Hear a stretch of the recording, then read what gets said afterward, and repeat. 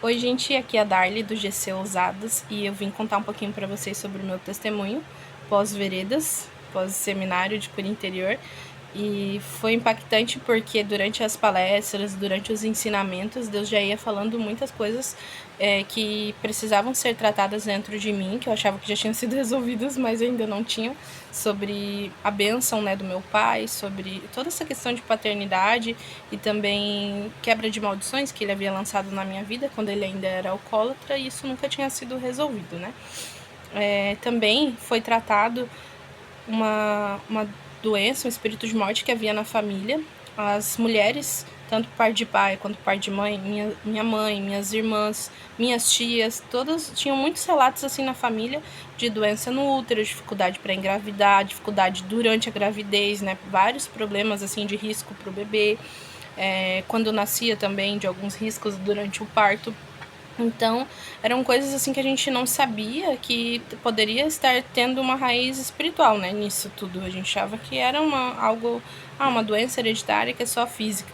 E lá no Veredas, Deus revelou de onde estava a raiz, né, de onde que vinha tudo isso, e revelou que era por parte da minha avó paterna que tinha tentado um aborto, tinha feito um aborto.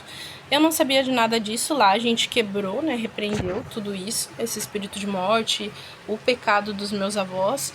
E depois disso, na mesma semana, nós fomos visitar o meu pai e eu comecei a fazer várias perguntas assim sobre os meus avós, porque eu não sabia muito, porque quando eu nasci eles já eram falecidos, né? Então eu fiz várias perguntas, como que eles faleceram, o que acontecia, e daí meus pais foram contando e eu descobri que a minha avó paterna, mãe do meu pai, ela havia morrido assim, ela havia engravidado de um filho fora do casamento. O marido dela não aceitou e ameaçou de morte ela e o bebê. Então ela ficou com medo e tentou abortar a criança. Só que deu errado. Ela não conseguiu abortar a criança, ela na hora do parto teve muitas complicações e morreu ela e o bebê durante o parto. E eu não sabia disso, né, que além dela ter tentado abortar, ainda assim ela tinha falecido por conta disso.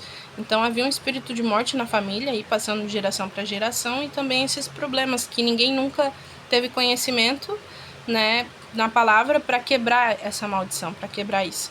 E graças a Deus, Deus revelou algo que eu nem tinha noção, e a gente quebrou na minha vida, na vida da próxima geração e na vida das meninas, que mesmo não sendo filhas biológicas, estão abaixo da aliança do casamento, e graças a Deus isso também foi quebrado na vida delas. Eu agradeço a Deus. Beijão pra vocês.